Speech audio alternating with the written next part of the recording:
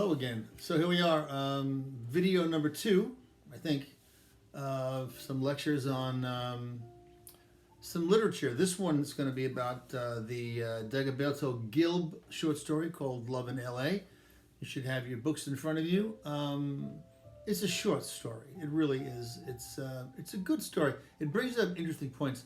Let me just run through it again. I just remind you that a lot of the things that I'm saying to you on these tapes are things that I would pose as questions to you in class, but because we don't have the class as it is, I'm just sort of telling you things, but I'm not telling you what to think about the stories or the poems. Keep that in mind. I'm simply telling you things that you should be thinking about, and then figure it out yourself. I mean, you'll have opinions that you can support one way or the other. It isn't like there's only one way to look at these things. There are just certain things that you need to pay attention to. So it's a short story. You've got two characters. That's it. Love in L.A. is the title. Certainly we have to come back to the whole idea of love and whatever that is, and what it is the writer is trying to say about love.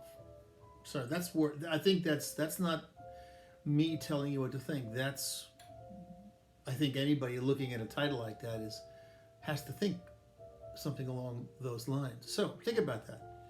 I'm not sure if LA's got much to do with it. It could be love in New York, love in Chicago. He picked LA. You can play with that, whatever LA suggests to you beyond just another city.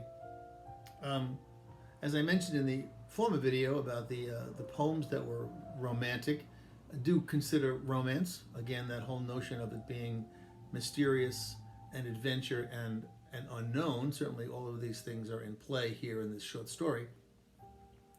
I thought what we might do is just go through the short story in terms of the elements of narrative, character, setting, plot, that whole thing, and think about those things. So basically we have two people who meet at having a minor fender bender on a freeway in LA.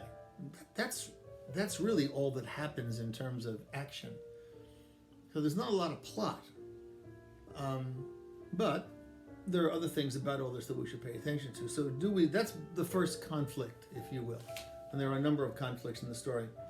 That's the first one. How do we get this story going? He creates a small accident, and that has to be dealt with. And in so doing, we get the characters. Also ask yourself if you think these characters are static or not, dynamic. I'm going to just say I think they're not dynamic, which is, again, I think for a lot of the things that we're looking at this semester, this is one of the stories that doesn't have dynamic characters. It has two static characters that just are the same at the end of the story as they were at the beginning of the story. So let's just start with plot. Jake is on the road. He's just meandering about, and he sort of is not paying attention. He's too busy in his dream world, and he's thinking about what he'd like to do to the car and what he'd like to do with his life. And he bumps into the car in front of him, and there it is. She's just, nobody knows what she's doing. She's just headed off to school or work in her daddy's car. And so and that's it. And so it begins. The setting, let's talk about the setting. A couple of things to consider. The setting's important in so far as it's a freeway. And let me turn this down.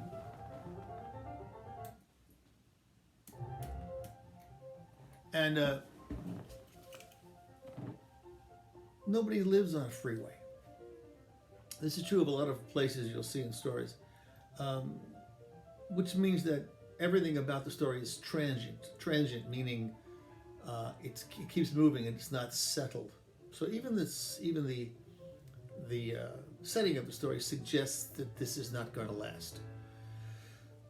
So we're on a freeway, and we have a guy who is dreamy. Maybe you can call him a fantasizer, unrealistic, imagines this old beat up car that he's got, this old Buick uh, that just barely makes it. That he'd like to get it better, but you don't get the impression that he really has any prospects. He's not really working. And at the end of the story, we find out that it's not even a car that's got its own plates on it. So he's a mess, this guy, in that sense. He's charming, and he's a player, as they say. He's maybe even a con artist. He's certainly not being very forthcoming with her. But he's got the car, and the car is, again, this big gas-guzzling, 1970s type Buick. She's driving a very modest Toyota, something like that, Corolla or something, and it's her daddy's car, or her father gave it to her. And again, this can tell you a little bit about their personalities. Not that everybody's car reflects their personalities, but in literature, if these things are intentional, you got to ask yourself, well, okay, why did he make hers a Corolla or something like that, and his a Buick? So you have to think about those things. What does that mean about their personality? So the setting, it's a freeway, it's transient, they're in their cars that may or may not say something about them. The plot is pretty easy to figure out. He begins to come on to her. He's flirting. She flirts back. She what does she say? She smiles like a fan at one point. She's sort of taken with him. She's not turned off by him, but she's cautious. And so he decides, well, how about we go get breakfast? How about we do this? How about we do that? And of course, she declines, which is wise. And so we have this basic conflict of the accident, but then we have the conflict of him being sort of quote unquote interested in her, even though we know he's not, and her playing along with that. Frankly, you could also argue that they both sort of played each other. She's pretending to be interested, and he's pretending to like her and want to get to know her. Fortunately, it doesn't turn out that way. As we know at the end, spoiler alert if you haven't read it, he doesn't even have the real license plates for this car, and she doesn't really believe him, even though she says yes and yes and yes here and there. As he's driving away, she's writing down the plates, so she's not buying his story anyway, but she's writing down plates to a car that he's not driving. So Jack is a dreamer, she's more of a realist. He drives the big car, she drives the sensible car. They meet on a place that nobody lives, that people have to keep moving, so nothing can really get started there. So what do we do about this? What questions do we ask? Let's go back to the title. What is this story saying about love? Well, again, because of all of the nature of the setting and the way the characters act, it seems like the point would be something along the lines of love in modern day society is based upon deception. Think for a second, everybody out there, think. When you first meet somebody that you're interested in romantically, are you completely honest with them? I don't mean do you lie, but do you always tell the truth? Or do you always disclose things about you that you'd like them not to know, maybe? Disclose things that just keep them secrets. If so, this is deception, and on some level is our relationships based upon truth or deception. And this is especially true in when was this written? 1993. Yeah, this is way before the social media kicked in, and so we have people pretending to be who they are, making up profiles on Facebook and eHarmony and other dating sites. So we don't know who anybody is anymore. So maybe it's gotten worse. Maybe the story, even though it didn't take place in the days of computers so much, it does send the message that romance is Maybe romance is dead. Maybe romance or love is based upon deception. You have to get to know somebody more these days than in the past, especially with computers and non-face-to-face relationships. So you want to think about that. These two people leave each other at the end, and there is no hope for them to have a relationship. They're probably never going to see each other again. Even though he was wildly flirting and she seemed to be taken by it, she was impressed by the fact that he might be in a band or might be an actor and all that stuff. And this is not going to go anywhere. And if this is the way the writer sees romance and love in modern 21st century experience, then it's not particularly good. So there's the story. Read it again. Just, it takes a minute to read it again. Read it and listen to them. You know, he's aware of the fact that he's playing her. She's on to him as well as he knows that she's on to him, or at least he's not taking any chances. Nothing about him is real, and it's not going to work. Nothing's going to work. Doesn't say much. Now, again, you don't have to accept this in terms of what the writer is saying about relationships, but you do need to at least pay attention to what he's saying.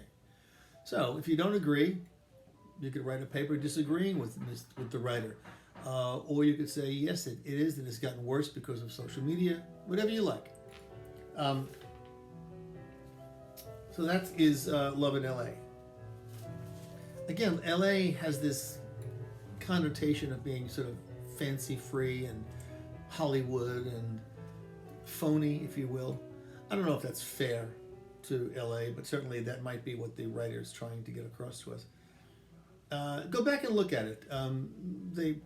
I also don't think that I think the idea of them being static characters is pretty clear. I mean, at the end of the story, Jake just gets back into his car, driving away the way he did in the beginning of the story, just getting back into his fantasy world, and she goes off with really no hope. She writes the license plate, but I don't think she really expects to get anything from this. I don't think it's going to work out. She knows it, and it's just sort of a loss. In real life, of course, we call the police and have them give an accident report. You know, in the other real life, we don't, right? So there you go. And that's just looking at the elements of narrative. You can do that with the story. Certainly you can compare these characters to other characters that we have met before or will meet. Think about that if you want, certainly in terms of relationships. Certainly we've had a couple of relationships already with Louise and I forget who, somebody else. And so we can think about relationships in terms of just romantic relationships and what they mean in terms of the poems that we read, which were very, very fancy and fun. This is a little more realistic, this one. So, also, I should point out that there's an essay, a sample essay.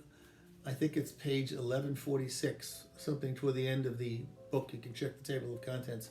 There's a sample essay in there that's worth looking at, just to remind you about how to write essays about literature. Again, for this story, you could do just the theme of the story as you see it, something about love, and there are plenty of love poems and stories that we've already talked about. You can compare. And there's also individual characters, men, women, in terms of what you think they have to say about love. If there's a gender issue here, think about it. We will continue. There's more videos to come and some new questions about this on the discussion board. I need you all to get more involved with the discussion board. So let's get cracking on it. All right. Anyway, everybody, peace. Take care of yourselves. Wash your hands.